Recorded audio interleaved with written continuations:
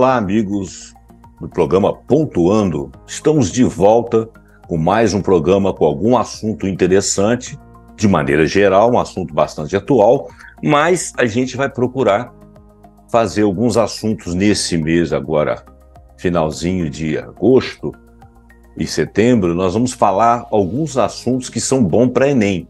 Então a gente vai fazer uma tomada de assuntos que seriam, dizer assim, mais propensos de serem explorados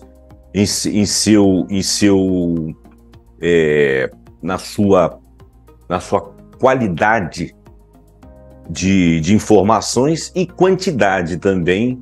Melhor seria diversidade, né? Diversidade de informações. Então, esse programa é um programa voltado principalmente para o público do Enem, traz aqui uma ideia essa que pode ser explorada na redação ou aparecer em algum outro ponto da prova.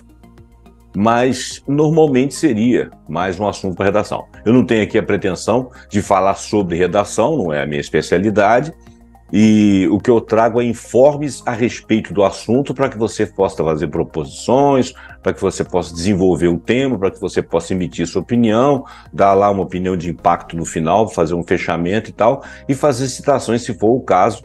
E o assunto de hoje é inteligência artificial. Então eu vou projetar aqui na tela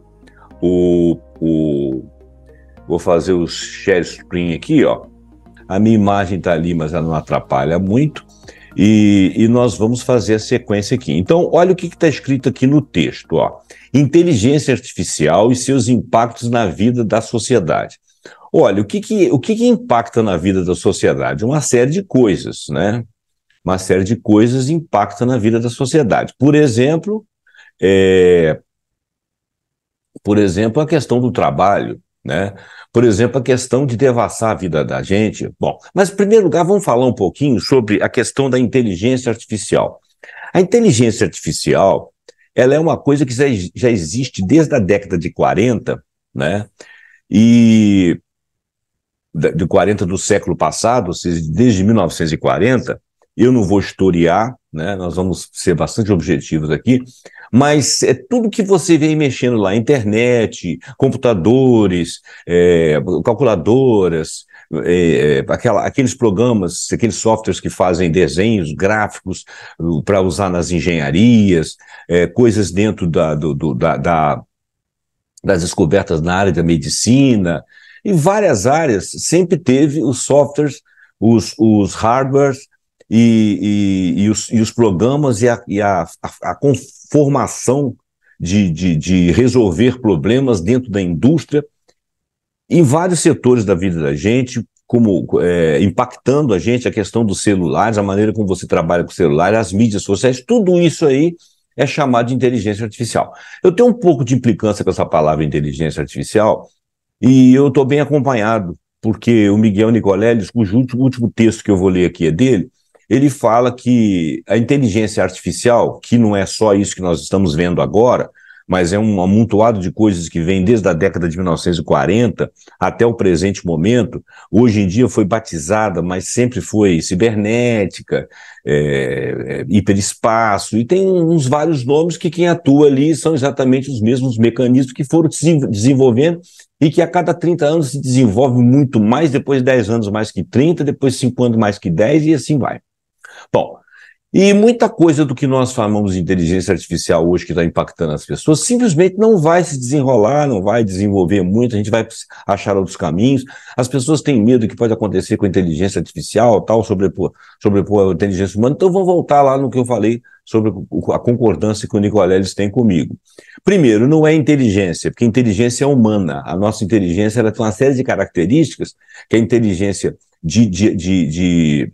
que a esperteza e a reunião de dados e a capacidade do algoritmo percorrer aquilo tudo e dar respostas rápidas e fazer composições, não mostra inteligência. Inteligência é quando você consegue discricionar o que está lendo, não copiar de ninguém, fazer textos próprios, ter um hipertexto na sua cabeça e não nas mídias, E não é artificial porque tem alguém que está programando, tá? Esse alguém pode modificar a qualquer momento, fazer outra descoberta, ter criatividade. Criatividade é uma coisa que, embora eles falam de machine learning, que, ou seja, que a máquina aprende, ela aprende sempre dados, reporta dados e o algoritmo pode ser sofisticado e tal, mas ela nunca vai ter poder de decisão nem poder de criatividade a partir do nada. Por quê? Porque ela é um nada, ela depende de quem está criando para você, tá? Então, tudo isso que foi criação humana depende da inteligência humana. A única inteligência que existe na inteligência artificial é a inteligência humana. Uma parte da inteligência humana que criou um algoritmo te dá a sensação de que sabe mais que você. Não, ele é apenas mais rápido. Se ele sabe mais que você, é porque muitos dados foram ali colocados. Você, quando é de uma profissão, por exemplo, você sabe muito da sua profissão e não conhece necessariamente as outras, a não ser que você queira fazer ali nos limítrofes, nas linhas limítrofes de conhecimento, né? Por exemplo, você é um médico e tem que entender lá de um equipamento que você trabalha com ele tem uma associação com conceitos da física, então você entende um pouco da física para poder resolver aquele problema. Você não se torna um físico por causa disso, mas você tem capacidade de entender, ou um matemático, ou um estatístico. Você não precisa ser um matemático e um estatístico sendo um médico para poder fazer a avaliação de médias, de impactos de medicamentos, e você, mesmo o pessoal da bioquímica, precisa de ter algum conhecimento nas outras áreas, na química industrial, na química orgânica, mas e o impacto disso no organismo, mas ela não precisa de ser médico. Então, olha bem, nós somos capazes de manipular aquilo ali, porque aquilo ali tem rapidez, ela tem um conhecimento infinito e um conhecimento, ela tem dados infinitos que você não tem na cabeça, ela serve como linha auxiliar para você tomar decisões e você saber de que se trata. Por isso que o país tem que evoluir nesse sentido, e é por isso que os países mais adiantados estão conseguindo substituir o trabalho humano. Só que esse trabalho humano não necessariamente, ao ser substituído, ele está liberando o homem para ficar bem. E é mais ou menos, esses são alguns temas que nós vamos conversar aqui. Então, vamos começar. Impacto social da inteligência artificial, do Diário do Comércio, 27 de junho de 2023 desse ano, nós estamos falando de Enem 2024, quer dizer, aquele que vai ser feito no final desse ano. Enio Moraes, que é o CEO da Semantics, Chief Information Officer, é o executivo responsável pela função de TI de uma empresa, pessoa que conduz a estratégia de tecnologia e supervisiona as operações de infraestruturas, sistemas de computação e outras necessárias. Semantics, que eu escrevi errado ali, empresa dedicada à produção de softwares com inteligência artificial embarcada. Olha que coisa linda. Chief Information Officer é o cara, ele trabalha na Semantics, né, dedicada à produção de softwares com inteligência artificial embarcada. Fica bonito pra cacete, né? O que significa isso? Esse camarada é um executivo lá dentro, estudou, entende pra cacete, no aparelho que ele tiver, equipamento que ele estiver trabalhando, que ele chamou de embarcada, tem lá a inteligência artificial. Então vamos começar a desmistificar muita coisa, vamos colocar mais o olho na realidade, tá? Vamos parar de achar que você falando palavras muito difíceis e muito eloquentes, né? Eloquentes não, brilhantes na fala e tal, que elas realmente resumem muita coisa, é uma linguagem técnica, não significa que você entenda de porcaria nenhuma se você simplesmente fala inteligência artificial embarcada. Presta atenção nisso para você poder entender de fato. A inteligência artificial é uma tecnologia revolucionária que tem impactado significativamente as diversas áreas da sociedade. Um dos aspectos mais marcantes desse impacto é a democratização de serviços que permite o acesso e o usufruto dos benefícios para uma parcela cada vez maior da população. Isso é quase que um elogio dado por um chief, né, por um executivo de uma empresa que trabalha te vendendo o produto. Presta atenção. Realmente, o usufruto de benefícios para uma parcela cada vez maior da população, direta ou indiretamente, mas a custos altos, manipulados por empresas que são poderosas. E nem sempre você tem uma população que tem acesso a isso. Está aumentando para cada vez maior número de pessoas, se você computar o mundo todo, né? Como é que o mundo está azeitado com essa inteligência artificial. Mas em termos de Brasil, a gente está muito adiantado? Não, nós estamos comprando tudo, pagando peso de ouro, pagando dólar, e nós ainda não temos uma parcela. Eu creio que em torno de 40% a 45% da população não convive com isso, a não ser indiretamente. Quando ele está fazendo um trabalho, por exemplo, dentro de uma clínica, alguma coisa, que essa empresa consiga manipular, mapear com inteligência artificial, mas ele próprio não tem exatamente um acesso. E seria bom que tivesse, Por quê? Porque isso realmente é uma evolução. A evolução tecnológica é um benefício. A gente não está sob ela, ela está a nosso serviço. Bom, entretanto, essa evolução tecnológica também traz consigo questões éticas complexas relacionadas à criação e ao desenvolvimento das inteligências artificiais. Portanto, o que é necessário considerar ao enfrentar o dilema ético? Bom, então ele já entrou aqui, ele já fez uma concessão na vontade dele de vender o serviço dele. Por quê? Porque ele é um cara honesto, não estou dizendo que ele é desonesto. A inteligência artificial tem possibilitado a democratização de serviços de várias maneiras. Dentre elas, é necessário destacar o acesso igualitário à informação. Mais uma vez, eu vou colocar uma interrogação aí. Igualitário em tese. Porque se você não tem acesso à tecnologia, você não tem acesso a essa informação. Ok? Por meio de assistentes virtuais e chatbots, pessoas com diferentes níveis de habilidades tecnológicas podem acessar informações. Sim, existe essa possibilidade, desde que você tenha condição na sua classe, dentro da sua sociedade, você tenha esse acesso, né? Então, por meio de assistentes virtuais e chatbots, as pessoas com diferentes níveis de habilidades tecnológicas podem acessar. Meu telefone está tocando aqui, eu vou calar a boca dele. Então, por meio de assistentes individuais e chatbots, pessoas com diferentes níveis de habilidades tecnológicas podem acessar informações, serviços e suporte de maneira fácil e eficiente, desde que elas tenham capacidade de ter acesso. A tradução automática, por exemplo, facilita a comunicação entre populações que falam idiomas diferentes. Já os algoritmos permitem que as pessoas descubram novos conteúdos baseados nos seus interesses. Isso é fato. Eu faço isso. Estou fazendo isso aqui agora com vocês. Fiz uma pesquisa em vários textos, selecionei alguns que eu achei que eram relevantes. Você aqui está dependendo da minha capacidade de análise, mas você tem a sua, você pode interpretar os textos. Os textos que eu estou lendo uns pelos outros falam mais ou menos análises similares. Eu estou te trazendo uma informação aqui com base em quê? Em dados que eu tenho na minha cabeça? Não, eu não sou especialista na área, então eu fui pesquisar para trazer para você. Então, realmente, essa facilidade tem. Outra área em que a inteligência artificial tem trazido melhorias é na saúde e bem-estar, isso é verídico. A aplicação da medicina proporciona diagnósticos mais precisos, descoberta de novos tratamentos e cuidados personalizados. Isso é uma coisa que você pode falar com os outros, que isso é uma verdade. O problema é o acesso a isso, tá? Será que a medicina tão avançada está com acesso a todos? Por exemplo, na América do Norte, tudo você paga na área de saúde. Esses processos são processos caros, né? Até porque eles estão sendo financiados e ainda estão se pagando essas máquinas. E toda hora você troca de software, toda hora você evolui, isso tudo é pago. Você chega numa clínica, você tem capacidade e competência financeira para poder pagar isso aí, né? Aqui no Brasil a gente ainda tem o SUS, né? Que varre, chega pelo menos uns 50, 60, quase 60% da população, se ela se dispuser a isso. Esses avanços têm o potencial de ampliar o acesso a serviços de qualidade, especialmente em áreas remotas e desfavorecidas, é verdade. Na medicina de precisão, a inteligência artificial identifica características genéticas específicas para selecionar os tratamentos mais adequados para cada paciente, o que permite maior eficiência e redução de custos associados a tratamentos ineficazes.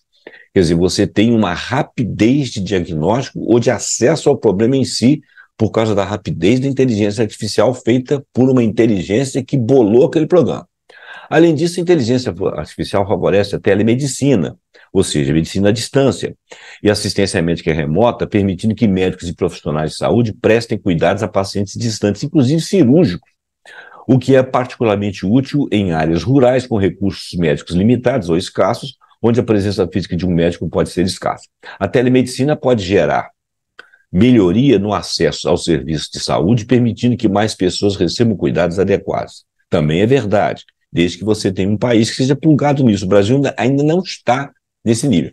Se você é uma pessoa que tem acesso a essas coisas, fica naturalizado para você que as coisas estão melhorando e que você tem acesso. Mas você tem que lembrar que quase 50% da população brasileira não tem um acesso tão fácil de ter esse conhecimento, de acessar isso através de um celular ou de uma companhia de dados ou dados razoáveis que ele possa pagar, que ele possa ter acesso para tomar conhecimento. Nem sempre você tem internet nos locais, nas localidades mais remotas.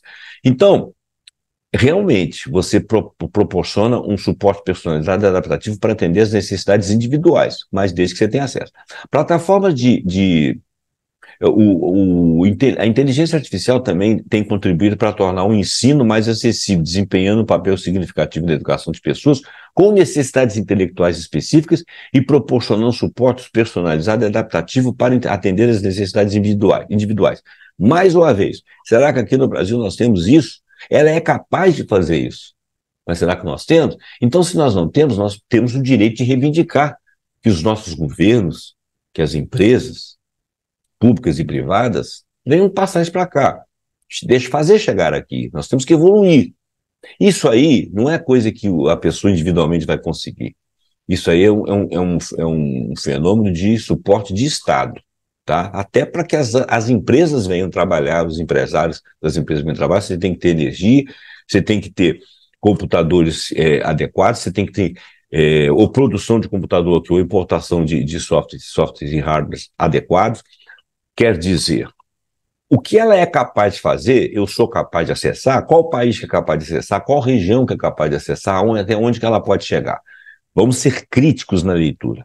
Plataforma de aprendizagem online e recursos inteligentes permite a personalização e adaptação de métodos educacionais às necessidades individuais dos estudantes. Que necessidades? Tá?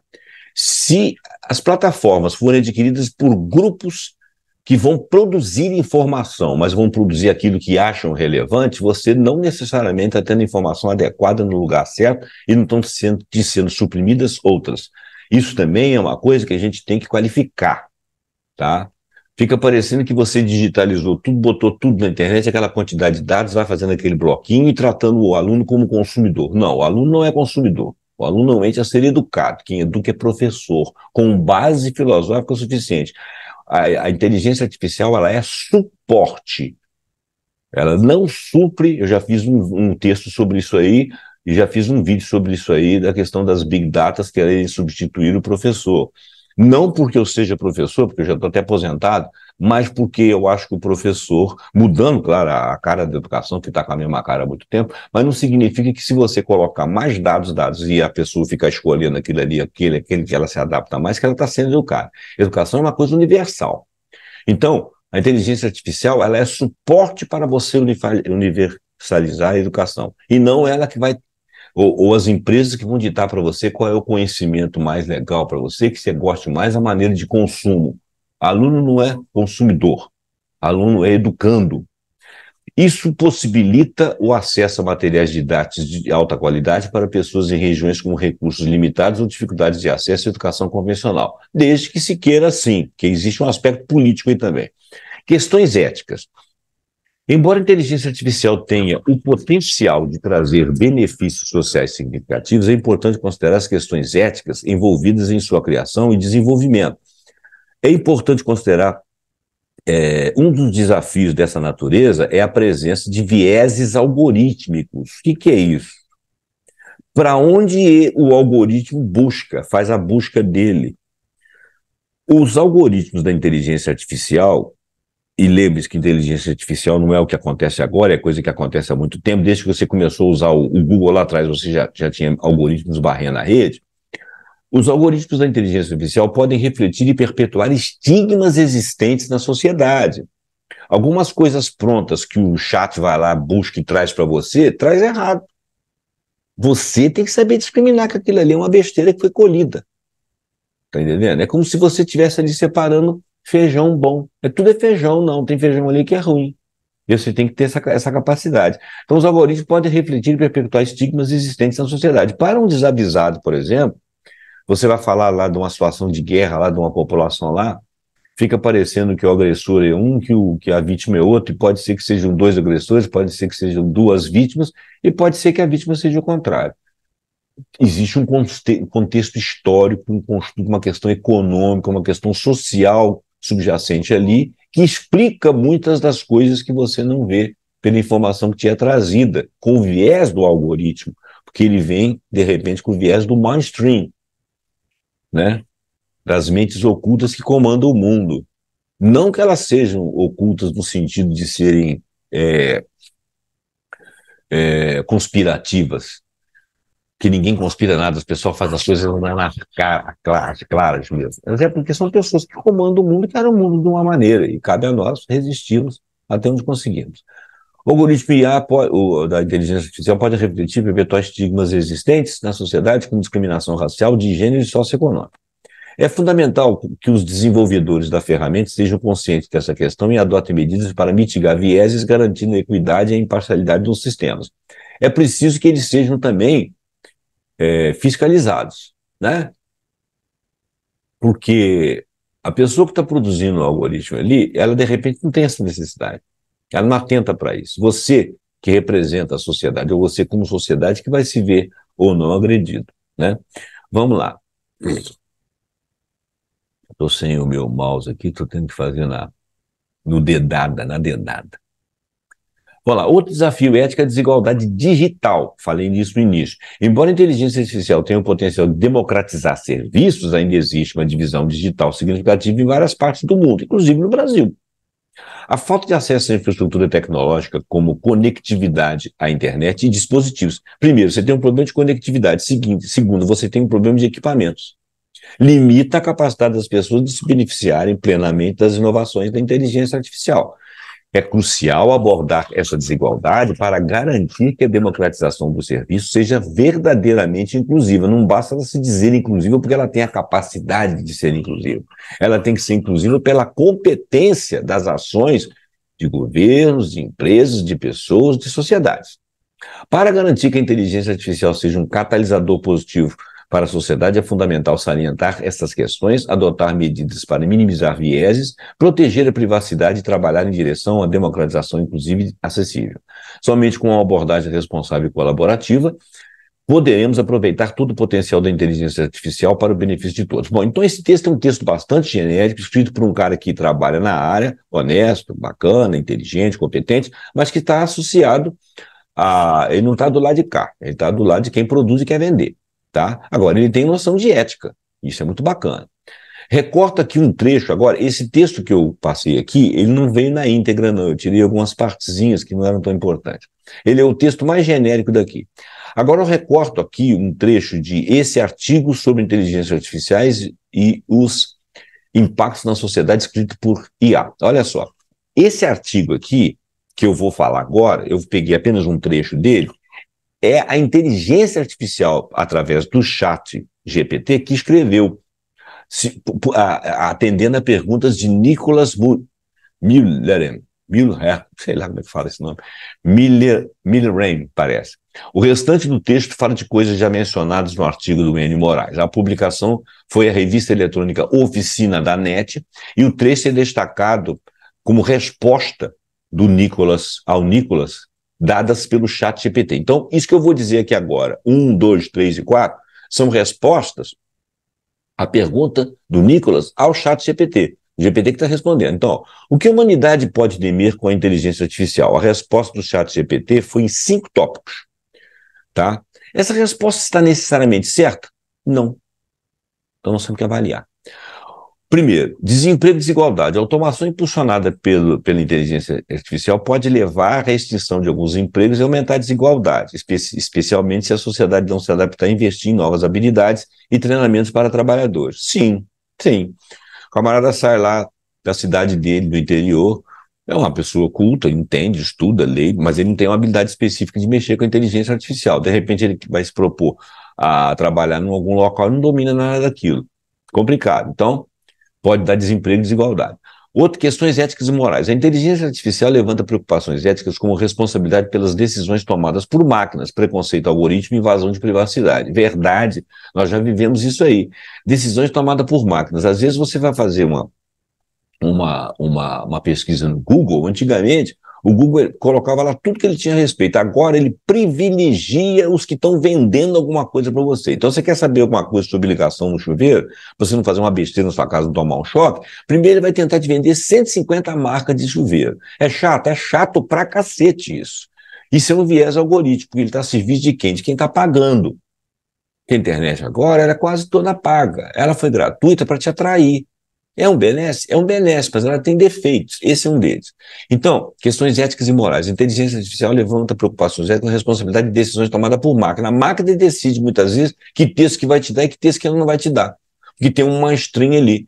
Tanto é que quando eu faço vídeo aqui, tem certas palavras que eu não posso falar. O YouTube vai lá e diz que eu não posso. Inclusive faz acusações idiotas, fala a palavra bestas, dizendo que o texto é sexista, não sei o quê. Às vezes eu estou falando de uma matéria técnica dentro da área da medicina, e ele algoritmo, ele é burro, ele não é inteligência, ele é apenas um buscador, um facilitador. Ele situa aquilo ali num lugar que não é o lugar dele. E quando a resposta vem sobre mim através do próprio chat do Google, ele vem dizendo para mim que eu incorri num erro ou numa coisa passível de ser punido, vamos dizer assim, ligado a uma coisa que eu não falei. Eu pego, escrevo para lá, eu sou um professor, não falei besteira nenhuma, tira essa porcaria daí, desimpede meu vídeo. Aí o cara, a mulher vem, me responde, vai lá e levanta, tal, tal, tal. Chato pra cacete. Então, olha, é, pode levar a disciplina, especialmente se a sociedade não se adaptar a investir. Questões éticas e morais. A inteligência artificial levanta preocupações éticas com responsabilidade por decisões tomadas por máquina, que eu acabei de falar. Preconceito algoritmo. Não é que seja o preconceito algoritmo, é que o algoritmo ele vai acabar. É igual quando você pega a água de um determinado local. Tem a parte, tem sujeira no fundo. Dependendo de como você dá a canecada, você traz coisa limpa e coisa suja, né? Qual o critério? O algoritmo às vezes não tem esse critério, por mais que ele vai sofisticando. Então ele pode trazer, por exemplo, falas inadequadas, que reflitam preconceito, que ele não tem porque ele não é pessoa, mas que pode confirmar a ideia de alguma pessoa, né, achar que aquilo ali é verídico, e que pode causar asco em outra, sabendo que aquilo ali é errado. E invasão de privacidade, que é uma coisa que eles estão mapeando o tempo todo. O algoritmo do TikTok, por exemplo, em 3 minutos que você está militando lá dentro, ele já consegue fazer um perfil da sua personalidade. Isso é legal? É em seu favor que ele faz isso? Ou em favor dele, ou em favor de empresas? Presta atenção, né? Vamos ser mais espertos. É bacana que ele consiga fazer isso? É um avanço.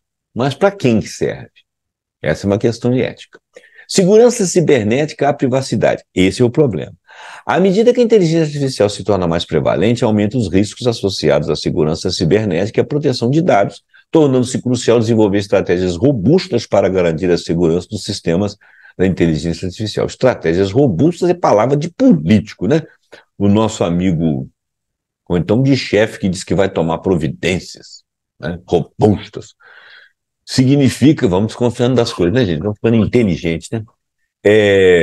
O chat GPT reproduziu aí uma tendência, tá vendo?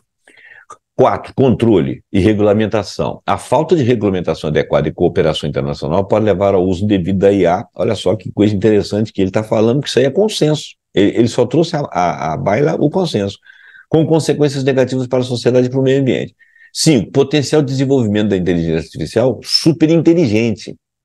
Mais uma vez, estou dizendo que a inteligência artificial não é inteligência, é uma forma de falar. Superinteligência seria que ela teria muitos dados e teria muitos recursos. Embora ainda seja um cenário especulativo, disse o ChatGPT, existe a preocupação de que a criação de uma IA superinteligente possa levar a cenários indesejáveis nas quais a IA possa agir de maneira imprevisível ou até mesmo prejudicial aos seres humanos. Por quê? Porque ela não tem juízo de valor das coisas. Ela é um mega algoritmo misturado com outras coisas, que eu não sei dizer aqui, mas que podem tomar decisões ou te industriar para decisões incorretas. Tá? Esse é um perigo. Potencial desenvolvimento daquilo que seria superinteligência, talvez uma coisa com muitos dados e muito rápido, e que te convença conversando com você como se fosse um humano. Esse é o perigo. Bom, em terceiro, então foi embora aí o ChatGPT, deu o recado dele. Em terceiro artigo, trazemos o resumo de inteligência artificial, fim do trabalho. Artigo de Andreas Komlos, técnica, é uma mulher. Andrea Komlos, técnica de pesca da Fisheries and Oceans Canadá, formação em Justice Institute of British Columbia of University of Calgary. São dois, o Justice Institute of British Columbia e a Universidade de Calgary. Ainda não está claro, ela diz, eu também peguei uma parte do texto dela, quais novas atividades surgirão no futuro como resultado da perda do afeto pessoal quando as máquinas e algoritmos substituírem a comunicação entre os seres humanos. Eu tenho uma teoria sobre isso aí, mas eu não sou da área. Então, a minha opinião. Mas ela está, de certa forma, balizando a minha opinião. Eu digo o seguinte, no aprendizado da vida, isso eu, Zé Roberto, digo, você aprende a entender as pessoas, pegando as informações do olhar, da boca, da linguagem facial dele, a linguagem corporal dela. Isso aí entra no cômputo da sua educação de sentidos. Você vê várias pessoas com atitudes similares e totalmente díspares, e começa a identificar, isso é um aprendizado. Se você conversa online, você perde esse aprendizado. Uma pessoa que você conversa, você vê nela calor, vê nela simpatia, antipatia ou empatia. Você conversando online, você não desenvolve esses aspectos. Ou pode até se iludir com uma boa fala e desenvolvê-los, mas desenvolvê-los de forma mascarada com as pessoas erradas. Então, tudo na vida, sendo presencial, tem mais calor, né? Então ela está dizendo assim, a perda dos afetos. Então, olha, quando máquinas e algoritmos substituírem a comunicação entre os seres humanos. Em algum momento, assim como tivemos que enfrentar a transição dos setores primário para o secundário e ao terciário no passado, né? Isso aí é uma questão econômica, essa lacuna dará lugar a um novo setor econômico, com novas formas de atividades mercantilizadas, escreve Andréa Conlos, professora do Departamento de História Econômica Social da Universidade também de Viena, em artigo publicado em El Economista, em 2020, a tradução de Sepat, que eu não sei quem é. Bom, a difusão da inteligência artificial apresenta a possibilidade, e para muitos o medo, de que as máquinas eventualmente acabem substituindo o trabalho humano, não apenas se ocuparão de uma parte cada vez maior das tarefas mecânicas, como observamos desde a Revolução Industrial, como também coordenarão tarefas por meio de comunicação direta entre máquinas, a chamada Internet das Coisas. A Internet das Coisas é quando o seu refrigerador começa a te dar informação pela internet de que você está com pouco ovo, você está com isso ou aquilo. Quer dizer, se isso aí está na rede, muita coisa da sua vida é conhecida, né? A internet das coisas não é só ela ter uma comunicação e você ligar lá do seu serviço através de um software, no seu computador, no seu celular e falar assim, liga a máquina tal, desliga a máquina tal. Não é só o controle de distância, não. É o feedback que essa máquina vai dar também, porque ela tem uma inteligência, um algoritmo também embarcado, né? Então essa é a internet da coisa. Aqueles que aplaudem esses grandes avanços porque dariam lugar ao antigo sonho humano de nos libertar do trabalho, enquanto outros o acusam de impedir que as pessoas se sintam realizadas pelo trabalho e de romper vínculo entre renda e benefícios sociais relacionados ao trabalho. Essas coisas são importantes. Se você conseguisse que o homem fosse liberto do trabalho, para ele ter uma certa inatividade durante o dia, para ele aproveitar melhor a vida e fazer reflexão e agir em sociedade, é muito bonito. Mas se você simplesmente perde o seu trabalho, ao invés de você poder ficar inativo, que você não tem renda, você é obrigado a ficar desempregado e não tendo lugar para você, bom, acabou a sua inatividade, agora vira um sacrifício.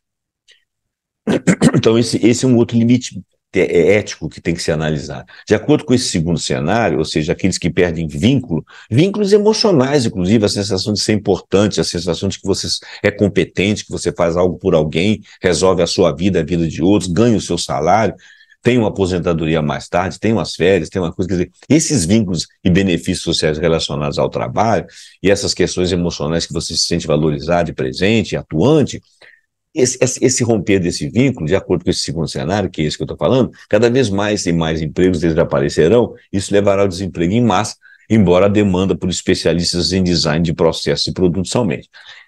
Nós ainda vivemos assim muito dentro de uma realidade muito atual e a gente ainda está muito com a cara do século XX, né? Quem não viveu no século XX, saiba que viveu sim. Os primeiros 20 anos do século XXI foram muito parecidos. Inclusive, levantando hipóteses e teorias e problemas e guerras e lutas daquele século.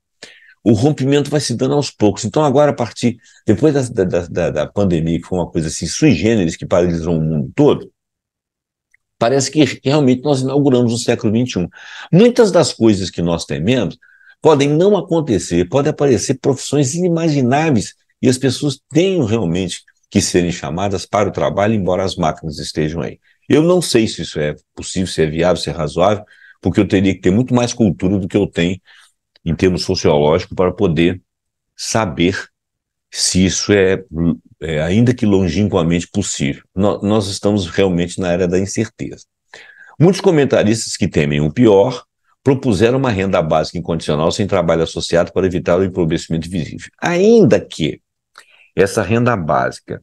Ah, você já vai dar renda básica se o negócio fizer. Bom, mas até você esperar, e se o negócio realmente resolver, se as questões políticas forem resolvidas, se você conseguir deter a saga dos caras poderosos que vão tomar para si, um cara, dois caras, 10 caras consegue controlar uma empresa que varre o Brasil todo, vai ter um desemprego danado, até você conseguir fazer um controle sobre isso aí, essas pessoas estão passando fome. Então a renda básica, mas aí você vai criar vagabundo. Olha, isso é uma bobagem. Eu já fiz um vídeo aqui falando sobre a questão da renda básica. A questão da renda básica, ela serve como pé para a pessoa ter dignidade e partir para ter uma coisa melhor. E eu acho que nunca deve ser negada essa renda básica, mesmo quando o cara chega nesse melhor. Por quê? Porque a renda básica se transforma em consumo de algum tipo de produto. Eu não estou falando de manufaturado, não. Algum tipo de produto, algum tipo de serviço, e isso retorna à sociedade na forma de impostos, na forma de serviço. Então, tem que ter renda básica. Eu acho que a renda básica é uma proposta razoável e os insights que tem, e as inserções que têm sido feitas nisso aí têm dado bons resultados. Então, nós podemos pensar em renda básica. A renda básica não é uma ideia de um brasileiro ou de um senador do PT, não é. Ele também teve, mas essa ideia já é um pouco mais antiga, já se fala isso há algum tempo. Mas vamos em frente. Os cientistas sociais declararam que o trabalho doméstico de subsistência não remunerado, assim como a agricultura realizada por campesinos e o artesanato tradicional, eram atividades econômicas residuais que logo seriam substituídas por técnicas modernas e a total mercantilização. De fato, seriam, né? Mas não necessariamente. Para você ter uma ideia, o pequeno produtor rural coloca 70% da mesa do brasileiro do pequeno produtor rural. E ele não tem grande acesso à tecnologia. Se ele vir até acesso, se ele não for engolido pelo sistema e tiver acesso à tecnologia, ele vai continuar sendo um pequeno produtor rural. E pode ser que ele faça a opção de não ter máquinas, né? Então, agora, realmente, o trabalho artesanal, aquele de você tecer uma roupa, fazer o tecido, depois configurar a roupa, recortar e tal, as máquinas fazendo isso muito rápido, pode ser que a gente lá na frente tenha a maturidade de entender que a rapidez da máquina gera também muito lixo. E que a gente pode fazer mercadorias com maior qualidade e de uso de mais tempo, gerando menos lixo. Ah, mas aí vai ter mais gente desempregada, mas aí é por causa disso que a gente pensa em renda universal. Tá certo? Então é por aí. Na medida que a digitalização e a globalização das cadeias produtivas ganharam impulso, os empregadores introduziram contratos de trabalho flexíveis, forçando cada vez mais trabalhadores a aceitar condições precárias de emprego. Isso é verdade. Muitos tiveram que combinar várias fontes de renda, contar com subsídios públicos, ampliar suas horas de trabalho não remunerado para compensar a insegurança no emprego. Períodos de desemprego e a perda de postos de trabalho lhe permitiam acessar benefícios sociais. Ele perde isso. Mas o aumento da atividade não remunerada não se limita aos pobres. Espera aí que eu cobri aqui uma parte do que eu estou olhando aqui. Para atender aos novos requisitos. Tá, só um minuto, desculpa aí. Mas o aumento da atividade não remunerada não se limita aos pobres. Para atender aos novos requisitos de emprego na era da inteligência artificial e das máquinas, os ricos deverão trabalhar para melhorar e promover seu desempenho físico e mental, incluindo aparência, motivação e resistência. Isso é um ponto de vista. Somente uma pequena fração crescente do trabalho não remunerado poderá ser realizada pela inteligência artificial. E as tarefas das quais irá se ocupar, sim, criarão novas demandas que será necessário se satisfazer. Isso é com uma visão mais otimista. Ainda não está claro quais novas atividades, eu já falei sobre isso, ainda não está claro quais novas atividades surgirão no futuro como resultado da perda do afeto pessoal, quando máquinas e algoritmos substituírem a comunicação entre seres humanos, a gente não sabe ainda. Se olharmos para o futuro do trabalho na perspectiva da necessidade ou da realização, o trabalho não desaparecerá com a introdução da inteligência artificial. As pessoas são criativas. É muito provável que a redução de emprego no trabalho remunerado seja acompanhada de um aumento nas atividades de assistência e subsistência não remuneradas, ou até remuneradas, que é uma forma de riqueza, né? Esse cenário é apenas tranquilizador se conseguirmos encontrar novas maneiras de distribuir trabalho remunerado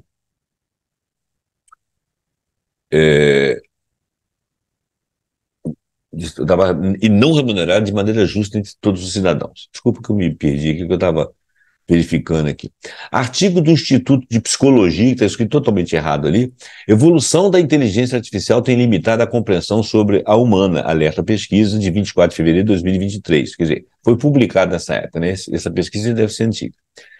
Entrevista ao jornal da USP, o psicólogo Luiz Joaquim Nunes, que estudou o tema em sua dissertação de mestrado, faz uma apreciação com base no tema e nós vamos escolher apenas esse trecho expressivo, porque o texto dele é bastante grandinho, sabe? Então nós vamos aqui, influências, tá?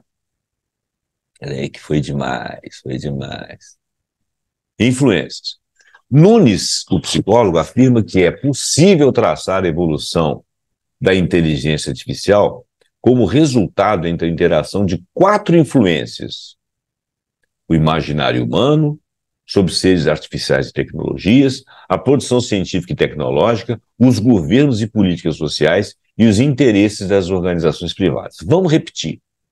O imaginário humano é uma coisa que influencia sobre seres e tecnologias, né? Produção científica e tecnológica.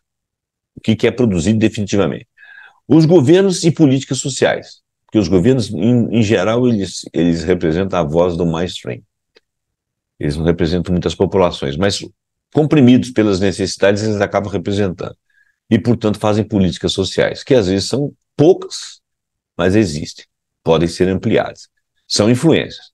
E os interesses das organizações privadas, que eu diria que é o mais forte aí. O imaginário tem sido a base de todas as ideias de que sobre o que criar em tecnologia. Dificilmente hoje uma tecnologia de grande impacto é produzida sem que alguém tenha escrito uma ficção científica décadas atrás sobre algo similar. É verdade. A produção científica e tecnológica define o que é factível e razoável, e é a partir dela que de fato o avanço acontece, mas os recursos necessários para que ela aconteça têm expendido da atenção de governos ou de organizações privadas. E isso aí é uma influência que determina o que vai acontecer. O que se produziu em inteligência artificial, então, e o trajeto que a sua história seguiu, foi de acordo com o que a tendência, uma dessas duas últimas, quando governos se envolveram mais, houve maior foco em objetivos de segurança, privacidade, educação e pesquisa. Quando isso dependeu de organizações privadas, o foco foi lucratividade, ressalta o psicólogo. Por fim, é comum que as tecnologias em geral, não apenas inteligências artificiais, só se tornem mais acessíveis à população, em geral, depois de terem sido mais experimentadas a partir do investimento público ou privado. E também depois que elas ficam mais usuais e começam a ser mais baratas. A pesquisa discute o quanto a inteligência artificial tem banalizado a compreensão pública sobre o que define inteligência. Conseguimos replicar fielmente apenas atividades que dependem de lógica e, em parte, da matemática. E assim temos uma emulação da inteligência humana, sem qualquer perda ao resultado. Mas a inteligência no ser humano não é estritamente racional, ela não é só matemática e lógica, pois interage com subjetividade, ou afeta a criatividade, ou a moral para chegar a algumas conclusões e realizar algumas tarefas. Muitas vezes quem resolve é o coração, observa Nunes. Então, enquanto falamos abertamente sobre o quanto as inteligências artificiais são admiráveis, acabamos, seja por inocência ou intenção, discutindo pouco as limitações e riscos causados por elas. Desse modo, pessoas são incentivadas a valorizar apenas a inteligência lógico-matemática e conhecimento que seja instrumental, assim como incentivadas a acreditar que máquinas sejam capazes de fazer qualquer coisa no lugar do ser humano, o que é absolutamente irreal. Quando você entra num desses sites aí, que o cara cria lá uma capa para o seu vídeo, ou então ele faz uma tela, aquilo ali, se você usar de bom senso e espiritualidade, você vê que aquilo ali é uma porcaria, ele juntou a porção de coisas, assim. É igual quando você olha um pintor abstrato e fala assim, esses riscos que esse cara aí fez, eu também faço. Não, ele fez porque ele é artista, aquilo ali tem alguma coisa com a psique humana, o espírito humano, e ele usou da inteligência dele, a capacidade dele de abstração e a capacidade dele de observação para fazer aquela criação ali. Aquilo ali é uma criação, porque se não fosse, não seria admirado pelos seus pais. Entendeu? Então a máquina não vai fazer qualquer coisa que o ser humano faz, porque o ser humano faz coisas inimagináveis, inclusive aquela máquina. O psicólogo destaca que a forma como lidamos com a inteligência artificial hoje ainda é regada a muita desinformação. Sim, principalmente no Brasil. E assim, não estou falando mal do Brasil, é porque nós estamos engatinhando na inteligência artificial. É assim como no caso de outras tecnologias, é dessa interação humano-máquina pouco refletida que surgem riscos ao bem-estar humano e à efetividade da própria tecnologia. Mas ainda a utilização inadequada e desavisada de uma tecnologia cria riscos de deformação da ética, o que na atualidade também impacta as causas e riscos da ESG, ou seja, ambientais, sociais e governança. O ESG está na sigla em inglês. Em organizações privadas, enfatiza. A empolgação desenfreada dessas organizações em utilizar tecnologias que parecem inovadoras ainda é, em geral, desproporcional ao cuidado tomado para controlar os impactos destas tais inovadoras. Como vemos, a história da inteligência artificial, o caminho seguido pela tecnologia, depende principalmente de como as gestões públicas e privadas protagonizam essa temática. Coloca Nunes. É possível, sim, colocar tecnologias que Vou ler de novo. É possível, sim, colocar tecnologias para operar em favor do bem-estar e da experiência das pessoas, mas precisamos de mais responsabilidade para garantir isso. O trabalho foi orientado pela professora Sandra Ribeira Patrício, coordenadora dos Laboratórios de Estudo de Psicologia Social e Mundo Contemporâneo, Paradigmas e Estratégias da LAPS e do IP. E está disponível no portal de teses e dissertações da USP. Bonito, né? Esse rapaz é jovem, esse cara que escreveu, é uma pessoa jovem. Pelo menos bem mais jovem do que eu. Bom, agora vem um blog chamado Ornella Pessoas. Ornella Pessoas são a diferença. Eu botei um S aí sem querer.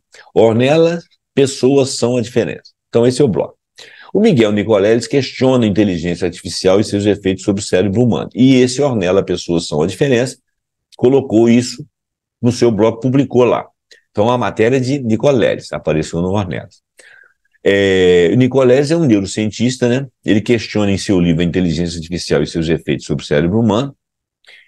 E nesse livro, ele tem um outro livro que esse, inclusive, eu tenho, que é O Verdadeiro Criador de tudo que ele está falando sobre o cérebro. E tem um videozinho dele aí, que não é muito grande, que ele fala desse livro, dá um bom resumo do livro, mas é bom ler o livro. Em Verdadeiro Criador de Tudo, o pesquisador diz que máquinas digitais não têm como igualar o potencial da mente do Homo sapiens. Não tem. Mas afirma que o uso da tecnologia poderá diminuir a capacidade cognitiva. Ele está preocupado, no cômputo geral, o que ele está preocupado não é da máquina substituir o homem, porque isso não é possível. Ele está com medo do homem diminuir a sua capacidade cognitiva e começar a trabalhar no limite da máquina, da forma da máquina. Porque isso aí, vamos dizer assim, é bem aquém da nossa capacidade. Nós somos capazes de trabalhar muito melhor.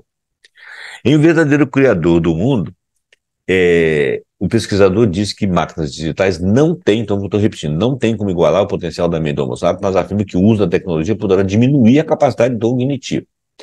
Desde que o ser humano se entusiasmou com a ideia de um futuro dominado por tecnologia, uma pergunta vem sendo feita: quando o cérebro humano vai ser superado pela máquina? Nunca. Inclusive, tem um vídeo dele que diz o seguinte: as pessoas, tem uns caras aí falando que vai digitalizar o cérebro para ficar com a memória do cérebro, porque ele acha que a vida dele está na memória que ele vai ter no cérebro, o cérebro dele vai ficar lá na máquina, ele vai estar lá. Bombajada. O sujeito que tem competência de estudar, de entender, de fazer softwares de imaginar, ele achar que isso é capaz, ele achar que isso vai substituir a mente humana, não dá, não tem como. Então ele fala assim, o cérebro não pode ser digitalizado, porque o cérebro é analógico. Mas o analógico, ou seja, ele não pode ser um bit 010101, porque ele não é bi, ele é pluri. E esse pluri só é abarcado pela esse analógico, que eu nem sei se nós podemos usar a palavra analógico, porque eu acho que ele está na frente de analógico e de digital, o nosso cérebro, tá? Então, o cérebro vai ser superado pela máquina. Nunca. O cérebro do homem nunca será superado pela máquina. Eu posso te afirmar isso. Porque para você ter um cérebro, você precisa de uma coisa biológica, e um computador não será biológico. Portanto, ele não vai conseguir substituir o cérebro, a inteligência artificial não será uma coisa biológica. Se você fizer um robô com a cara de homem, e ele interagir com você fingindo lá que é um ser humano, você pode se convencer. Agora, se ele tiver cara de um cachorro, cara de um poste, ou cara de qualquer outra coisa, e interagir com você da mesma forma, você vai parar de ver nele uma pessoa. Ele não é uma pessoa. Então, não podemos nos confundir. O neurocientista Miguel Nicoleles defende em seu livro Verdadeiro Criador de Tudo como o cérebro humano esculpiu o universo como nós conhecemos. Olha o que ele diz, como o cérebro humano esculpiu o universo como nós o conhecemos. Sim, nós inventamos formulações matemáticas, abstraímos uma matemática para nos relacionar com as questões lógicas.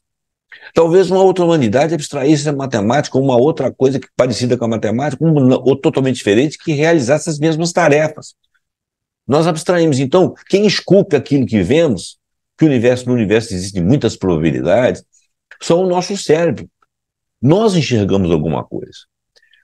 Que o digital não reúne condições para reproduzir fielmente os processos mentais, eu acabei de dizer isso, nem de emular o poder do ser humano da criatividade e da inventividade. A inteligência, no entanto, corre o risco de ser moldada pelos algoritmos e, por isso, se empobrecer. Essa é a grande preocupação. Não é o cérebro, a máquina nos superar. É nós ficarmos underground, ficar abaixo dela. Nos colocarmos nessa situação, em termos de sociedade. Nicoleles explica que o sucesso dos sistemas digitais nos últimos 70 anos fez com que o analógico do funcionamento cerebral pareça algo inferior. Não é. Quando o cérebro realiza alguma coisa, ele realiza usando matéria orgânica. E esse é um conceito que desapareceu da nossa convivência diária. Nem tudo pode ser reduzido a um algoritmo digital. Ao contrário, a vasta maioria dos fenômenos naturais não pode.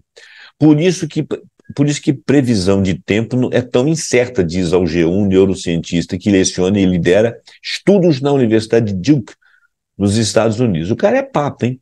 Apesar da eficiência do digital em transmitir informações por meio de sequências de 0 e 1, o sistema analógico do cérebro dispõe de uma complexidade de processos que o sistema eletrônico, segundo Nicoleles, é incapaz de igualar, de varrer, de dominar. O digital é uma aproximação. Ele é binário. Nós somos eninários. Ele filtra impurezas. O nosso cérebro, por sua vez, está habituado a perceber as impurezas e trabalhar com elas.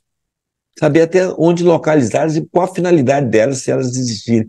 No livro, o neurocientista critica duramente o que chama de adoração ao poderio tecnológico encampada pelos gigantes do Vale do Silício na América do Norte, que existe, inclusive, no Vale do Silício também lá na China, que também estão lá embebidos com a capacidade deles e tal. Vão fazer a mesma besteira que os americanos fizeram, os outros estão fazendo. Se criou quase um fetiche de que devemos criar máquinas que se substituam seres humanos. E isso tem uma conotação muito mais econômica, e é a ideia de reduzir o custo que representa o trabalho humano para elevar o lucro ao infinito. Quer dizer, o homem que se exploda para que alguém ganhe muito dinheiro. O pesquisador argumenta que o verdadeiro criador de tudo, o cérebro, em abstrações mentais, ideias e concepções que se espalham e moldam a sociedade humana, de religiões a sistemas econômicos, não necessariamente serve para nos beneficiar. Tá? As abstrações do cérebro nem sempre nos ajudam. A razão pela qual nós estamos nessa crise existencial tremenda é porque certas abstrações mentais, como o lucro e o dinheiro, se tornaram mais importantes do que o instinto de sobrevivência. E é verdade. Você vai produzindo, crescendo, aí você mata o planeta, né? Ou morre depois. Mas eu ganhei muito dinheiro, então, não, se você ganhou dinheiro, você foi muito inteligente, tá certo, é isso mesmo, você sabe ganhar dinheiro, então não é por aí. Ó. Tem hora que nós temos que parar e pensar e falar, ó, não vamos digitalizar a moeda, não, porque tem gente que não consegue se inserir na sociedade, não vai ter um cartão para poder comprar as coisas digitalmente, ele vai ter que ter uma moeda. E ele vai acabar criando uma moeda ali, porque ele não é burro, tá? Alguém vai falar assim, ó, isso aqui, eu tenho essa pataca aqui. Eu não tenho dinheiro, mas eu tenho essa pataca. Os meus amigos, então aceita, me dá a pataca para cá. Pronto, aí criou a moeda. Porque isso é cérebro, tá certo? Enquanto o dinheiro estiver lá no banco na forma de bits só, pode ser inacessível a uma parcela da população que automaticamente não fica inserida, né? Às vezes a gente quer resgatá-la, mas às vezes ela não quer ser resgatada. Ela quer viver dessa maneira. Aí nós podemos pensar socialmente se nós vamos atender essas pessoas porque elas fazem parte da sociedade. Então, alguns avanços são muito lindos e muito bonitos, muito fofinhos, mas prejudicam o corpo da sociedade, pelo menos uma parcela dela. E se nós formos justos, nós vamos levá-las em consideração, porque senão elas serão excluídas. A razão pela qual nós estamos nessa crise existencial tremenda é porque certas abstrações mentais, como lucro e dinheiro, se tornaram mais importantes que o instinto de sobrevivência. Exemplo disso aí, a criação da ciência econômica. Eu não sei se a economia é uma ciência. Aquela economia que é estudada nas universidades foi ditada por meia dúzia de pessoas que querem que a coisa seja daquela forma e os outros concordaram. Então, é uma questão de que atribuíram aquilo ali um valor e subjetivamente todos concordaram. É uma intersubjetividade, assim como se eu falar que essa nota aqui vale R$ 100, o presidente assina, o Banco Central assina, você acredita, eu acredito, ele acredita, então eu consigo fazer trocas mercantis com base nessa nota, como um meio circulante. Dinheiro é um meio circulante. A economia ela foi muito baseada nesse mercantilismo, no valor da questão de lucro, essas questões assim. Então, mesmo quando você pensa em capitalismo, depois socialismo, comunismo, o pessoal fala, todos eles, essas três, inferem em ou acumular riqueza, ou ter riqueza para distribuir, ou distribuir o máximo possível para ter mais diferença. Tudo bem, isso é até bonito. Mas e o produto da riqueza? E a produção da riqueza? E o arrancar da matéria-prima? E a morte que isso aí decreta no planeta de pessoas e outras sociedades planetárias. Tá certo? Animais, assim, fauna e flora. Então, essa aí é uma crise existencial. Ele afirma que essa sincronização de pensamentos semelhantes vem ocorrendo desde em um ambiente de declínio da visão crítica do mundo. Por exemplo, a pessoa se junta a um culto porque, de repente, ela sincroniza com a visão do mundo, aquela visão do mundo. E a mente dela se fecha para qualquer outro pensamento racional crítico. Tá? Eu vou dar um exemplo aqui. Infelizmente, se a pessoa me assistir, vai ficar até com raiva de mim, mas eu não vou falar o nome. Mas ela não vai me assistir, não. Ela não vai lembrar desse fato. Teve uma menina que foi minha aluna, uma gracinha, uma pessoa bacana, pessoa boa, e ela usava o cabelo lá na dobra do joelho lá embaixo. E um dia uma amiga dela virou para mim e falou, professor, pegou o cabelo dela lá embaixo e falou assim, esse cabelo, essa pontinha do cabelo aqui, tá aqui desde quando ela nasceu, porque ela nunca cortou o cabelo. Eu falei, isso não é verdade. Ela falou, é sim. Até o pastor da igreja dela falou isso. Falou, olha, eu respeito o seu pastor, eu respeito a sua igreja, eu respeito o seu pensamento religioso, mas o seu pastor não entende nada disso. Ele está falando de uma coisa assim que parece senso comum, mas se você olhar mais profundamente não é verdade. Sabe por quê? O nosso cabelo cresce 1 milímetro, tá? A cada 3 dias. Então ele cresce mais ou menos 10 milímetros por mês. Se você for computar mês a mês, em 19 anos que ela tinha, o cabelo dela dava a volta ao mundo, possivelmente. Só fazer conta. Não sei se o dado que eu estou citando aqui é correto, mas são alguns milímetros ou centímetros aí por mês. Bom, então, e nós perdemos de 100 a 500 cabelos por dia, dependendo da quantidade de cabelo que você tem. Dependendo também da sua genética, dependendo do seu metabolismo, uma opção de coisa. Mas o fato é que nós perdemos bastante. Vamos partir do pressuposto que a gente perde 100 cabelos por dia. Eu não sei quantos milhões nós temos na cabeça, mas nós perdemos 100 por dia. E vão sendo repostos, que o bulbo que perde um, repõe. Então, aquele cabelo que estava ali já tinha dado tempo em poucos anos, pouco mais de 2, 3 anos, de ter caído todo aquele outro cabelo e já está tendo renovado ali. Então, o senso comum diz que se ela nunca cortou o cabelo, que aquela ali é o cabelo que ela tinha desde que nasceu. Não é verdade. Tá? Não é verdade. Ela perdeu o cabelo. O cabelo dela nunca teria muito mais do que aquele comprimento, porque ela iria continuar perdendo cabelo. Tá certo?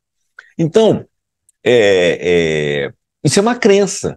Como houve alguém lá, com uma autoridade, a cabeça dela, que diz coisas inteligentes e boas para ela, que fazem bem a ela, né? E a visão de mundo dela fica completa ou através da família, através dela própria, que foi o caso do pastor, sem desdouro para ele, mas ela passou a acreditar naquilo ali fielmente, porque ele falou que se ele tivesse falado de outras coisas, se ele tivesse falado que tem que rolar o cabelo, tem que fazer não sei o quê, se falasse que o cabelo exposto é ruim, como os árabes acham que as mulheres têm que usar véu, aquilo ali passa a ser uma visão de mundo. Tá? E a mente dela se fecha para outra coisa. Então, quando eu falei, eles ficaram magoados comigo. Pô, você falou do pastor e tal. Falou, me desculpa, mas cada macaco no seu galho, né? Eu sou aqui da ciência, ele é lá da religião. Ele tem crenças diferentes da minha e eu não posso me basear nas crenças dele para poder executar minhas tarefas. E eu sou um educador, eu tenho que falar para você o que é uma realidade que eu sei que é verdade, que é a realidade. Elas levaram, né, esquentaram a cabeça com aquilo e a vida seguiu. Mas, entendam, Esse é um exemplo bobinho. Agora, pensa uma coisa mais importante, né? Então, essas crenças aí moldam, acabam por moldar o mundo delas. E isso aí faz toda a diferença. Ou uma outra pessoa vota em alguém porque o cara grita e é truculento. Então, que fala, é assim mesmo, tem que ser assim mesmo. Não é por aí. As pessoas começam a usar valores completamente periféricos para tomar suas decisões. São coisas que não são o cerne da questão. Às vezes você está falando de um candidato, aí você fala tudo que não interessa. Agora, o que que interessa? Ele é capaz de realizar? Sim, então aquilo tudo que não interessa, não interessa. Esses argumentos de cabeças que pensam de forma parecida são chamados por Nicoleles de brain nets, redes de cérebro. Ele enfatiza que há dois lados. Muito da evolução humana se deve a essa cadeia de conhecimentos e informação através de gerações, daí saíram movimentos artísticos, métodos científicos e cultura. Tudo bem. As brain nets podem servir para coisas boas. É a nossa missão identificar quais são aquelas que não são boas, ou seja, são ruins. Foi por isso que eu escrevi esse livro, ele, Nicoleles, para tirar a neurociência do laboratório e mostrar por que a mente humana é o centro do nosso universo. É a responsável por todos os aspectos, todos os processos, tanto os que foram bem-sucedidos quanto aqueles que acabaram em tragédias. O ser humano já criou porcarias. Preocupação com o cérebro do futuro. É uma grande ironia do destino que o poder das brainettes, com abstrações mentais sedutoras, possa rebaixar as capacidades mentais do ser humano. A imersão digital profunda, com muitas telas e internet, está mudando os cérebros mais jovens, levando a distúrbios cognitivos e emotivos, diz o pesquisador. Nicoleles se junta a um grupo de pensadores que cada vez mais expressa receios sobre arquiteturas digitais que ativam circuitos do prazer e da recompensa no cérebro e do... Peraí que eu fui muito lá para cima e minha cara acabou tampando aqui. E do vício que levaria a deteriorar a saúde mental. Aliás, existem pesquisas sobre o tema que apresentam conclusões divergentes. Nós teríamos que observar isso aí. Além disso, decisões tomadas cada vez mais por algoritmos e outros processos facilitados por computadores, levam o neurocientista a temer uma espécie de distrofia das capacidades potenciais do cérebro humano. Se você sempre delega que alguém faça alguma coisa para você, é igual ao seu músculo. Você nunca vai fazer um movimento porque você aperta o botão, a coisa acontece. Você vai ficar flácido, né? E vai ficar sedentário. Pela primeira vez, e o cérebro é a mesma coisa, o cérebro é muito plástico. Se você faz ele agir, ele adquire habilidade. Se você não, ele perde habilidade. Pela primeira vez na história, uma geração aparentemente tem um QI abaixo de seus pais. Ele disse aparentemente. A neurociência está mostrando que isso está afetando o cérebro, o que é um grande camaleão. O cérebro é um grande camaleão, já falei que ele tem muita plasticidade. Se o cérebro vê a lógica do mundo ao redor, que a lógica do mundo ao redor está mudando, se as contingências estão mudando, ele vai acabar se adaptando, porque ele é plástico, e essa adaptação pode ser pior para nós. A geração alfa, nascida a partir de 2010 e formada pelos filhos dos millennials, é considerada a primeira geração para a qual muitos aspectos do mundo analógico parecem bem distantes da sua realidade. Eles não conseguem raciocinar com isso. O neurocientista opina que a tecnologia acabou virando uma religião de crença na infalibilidade dessa tecnologia e que foi conferida a ela um poder divino de resolver todos os nossos problemas, mas afirma que não tem nada de fobia em relação ao avanço trazido pelas máquinas. Ele não se importa com os avanços, ele só teme pelo que nós viemos a perder e na crença incomensurável, mal explicada, né, na tecnologia. Trabalho, diz ele, com tecnologia há 38 anos, passei a minha carreira inteira usando tecnologia de ponta para estudar o cérebro ou sistemas digitais, mas isso não quer dizer que possamos ir completamente às cegas rumo a algo que pode alterar a própria essência de como funcionamos. Esse texto foi escrito na entrevista lá e reproduzindo o que o Nicoleles falou por Shin Suzuki no portal G1. Gente, então, olha só, agora nós vamos voltar aí e vamos fazer um stop share aqui. O texto acabou ficando muito longo, vocês me desculpem, o vídeo ficou grande, veja ele por partes. Bom, eu estou falando isso no final do vídeo, não estou falando no início. Eu espero que você tenha gostado, desculpa aí se eu às vezes apresento um pouco de mau humor, mas é porque tem umas coisas que aparecem na internet, nos jornais aí, que eu fico, nas TVs, que eu fico bestificado de como que nós, seres humanos, é claro que eu me incluo, né, porque eu não sou melhor do que ninguém, como nós, seres humanos, podemos pegar vieses que nos levam à condenação da nossa vida ao invés da salvação. Portanto, a gente tem que ser bastante crítico. Então, que esse texto te sirva aí para você pegar e pesquisar sobre outras coisas e ter a sua opinião, e na hora lá, se você for fazer uma redação, ou se você for conversar, ou você for aprender, for se inteirar, for se profissionalizar, que você tenha mais argumentos. Muito obrigado, até o próximo programa Pontuando. Se você puder, dá o like, compartilha, assina o canal, e fica de olho no sininho, aperta o sininho para que ele possa te informar quando a gente tiver vídeos novos. Nós vamos fazer várias inserções como essas, falando sobre assuntos que podem cair no Enem. O meu canal não é só disso, embora eu seja professor, eu sou professor de física, tenho um curso de física que eu estou lançando aí, que é rapidinho também, mas aqui eu só estou falando de temas que eu acho interessante, dando opinião de terceiros e dando os meus comentários que você pode ou não levar em consideração. Muito obrigado e até o próximo programa Pontuando. Tá ok? Até lá.